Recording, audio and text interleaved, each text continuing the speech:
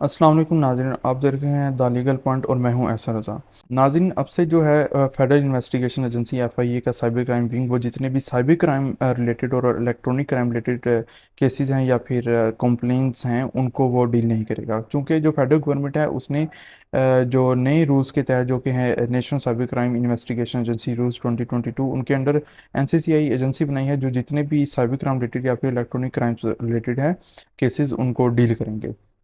इसके बारे में जो है ministry of information technology and telecommunication ने भी इस एजेंसी के बारे में अपना बयान जारी किया था। और ये जो एजेंसी है एनसीसीआई ये prevention of electronic crime act 2016 के अंडर अपने फ़राइज़ अंजाम देगी।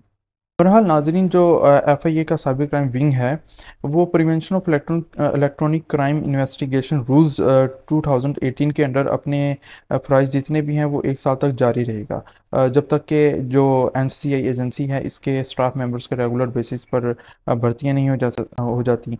इसके साथ साथ जो मिनिस्ट्री की हमने बात की है उन्होंने अपने स्टेटमेंट में यह भी कहा कि जितने भी केसेस हैं, इंक्वायरीज़ हैं, इन्वेस्टिगेशंस हैं, हकूक़ फ़राइज़ हैं, लाइबिलिटीज़ हैं, या फिर जिनको आप इस्तिस्ना कहते हैं प्रिविलेजेस, और जितने भी इसके रिलेटेड केसेस हैं, मैटर्स हैं, वो सारे यही जो एजेंसी है वो देखेगी। इसके साथ ही नाज़रीन, हर एक फ़र्द को ये हक़ हासिल होगा कि वो अपनी कंप्लेंट्स जो हैं वो डायरेक्टली इस एजेंसी में साइबर क्राइम या फिर इलेक्ट्रॉनिक क्राइम्स के रिलेटेड रजिस्टर करवा सके। चूँकि अगर आपको मैं एग्ज़ाम्पल देता चलूँ तो जैसे हर एक इलाके में एक मखसूस थाना होता है, उसी तरह के इनके ऑफिसेज़ होंगे।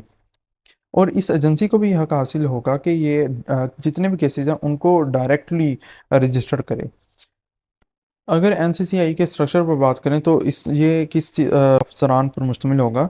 इसमें नाज़रीन director general, additional director general, directors, additional directors, deputy directors, assistant directors और मुख्तलिफ और भी अफसरान हो सकते हैं जिनको के जो सबसे बड़ा अफसर इसमें समझा जाता है वो डायरेक्टर जनरल, जिनको चाहे वो अपॉइंट कर सकता है।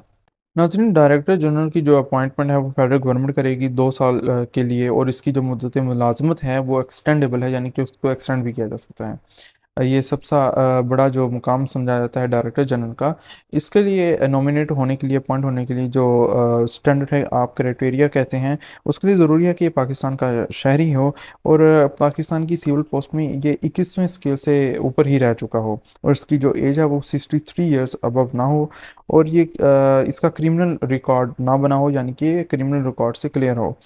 और जितने भी इस एजेंसी में आने के लिए जो अफसर है डायरेक्टर जनरल, उससे ज़रूरी है कि वो मुतल्लिका फील्ड जो हैं, जैसे कि computer science, digital forensics, cyber technology, law, public administration, information technology, telecommunication और इससे मुतल्लिका जितनी भी फील्ड्स हैं उसमें उसकी जो एक्सपर्टीज़ हैं वो होनी चाहिए। ये सारी इंफॉर्मेशन ही National Cyber Crime Investigation Agency की, जो कि फेडरल गवर्नमेंट ने रिसेंटली ही इसका क़याम किया है। होपफुली ये आपके लिए इंफॉर्मेटिव रही होगी। इसी के साथ हमें इजाज़त दीजिए। अल्लाह निगहबान।